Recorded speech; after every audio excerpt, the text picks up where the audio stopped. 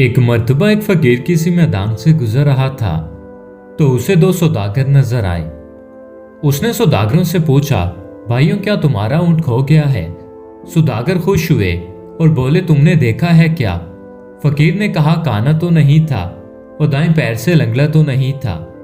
उन सौदागरों को यकीन हो गया कि इसने ऊंट को देखा है, लिहाजा उसी से मालूम किया जाए।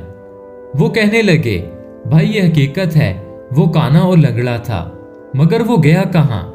तो फकीर ने कहा इसी लहजे में, आगे वाला दांत टूटा हुआ तो नहीं था।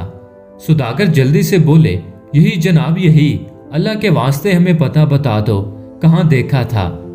फकीर ने एक मर्तबा फिर उसी अंदाज में कहा, एक तरफ शहद के डब्बे और दूसरी तरफ गंदम की बोरी लदी हुई थी।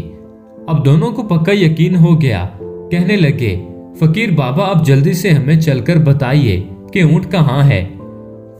तो फकीर ने कहा, भाई अगर सच पूछो तो न मैंने तुम्हारे ऊंट को देखा है और न उसके बारे में सुना है। मैं अभी तुम दोनों से सुन रहा हूं कि तुम्हारा ऊंट खो गया है। सौदागर हैरान हो गए और समझे कि अब वो हमें धोखा दे रहा है।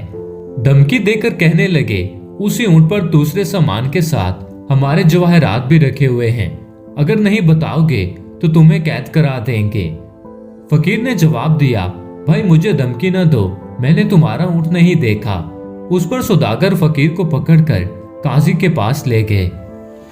काजी को भी फकीर ने वही बात बताई, जब तुमने ऊंट देखा ही नहीं तो उसके बारे में इतनी सही बातें क्यों बता रहे हो? काजी ने ताज्जुब से फकीर से पूछा। तो फकीर ने मुस्कुराकर काजी से कहा, मेरी बात सुनकर आप जरूर शक में मुब्तला होंगे, लेकिन मैं आपको हकीकत बताता हूँ कि जब मैं घर से निकलता हूँ तो आंखें खुली रखता हूँ। आज सुबह मैं एक जगह से गुजरा तो मैंने देखा कि एक ऊंट के पैरों के निशान तो मौजूद हैं, लेकिन किसी आदमी के पैरों के निशान नहीं हैं, जिससे मैं समझा कि यह ऊंट रस्सी तुड़ाकर भागा है। फिर देखा तो एक पांव के निशान थे ही नहीं। उससे यह मालूम हुआ कि वो लंगड़ा है।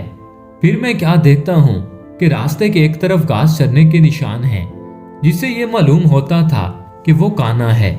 दांत के टूटा होने का इल्म इस तरह हुआ कि उसने जिस पौधे को खाने की कोशिश की उसके कुछ पत्ते बाकी रह गए थे, और सामान का पता इस तरह चला कि एक तरफ चींटियों की आमदोरफ्त थी, जिससे मालूम हुआ कि एक तरफ अनाज है और दूसरी तरफ शहद की मक्खियां थी, जिससे यह मालूम हुआ कि वहां शहद जरूर होगा। काजी ये बात सुन के दंग रह गया और फकीर को शाबाशी दी। सौदागर भी फकीर के बताए हुए रास्ते पर गए और उन्हें अपना खोया हुआ ऊंट मिल गया। उन्होंने फकीर को इनाम और कराम से नवाजा।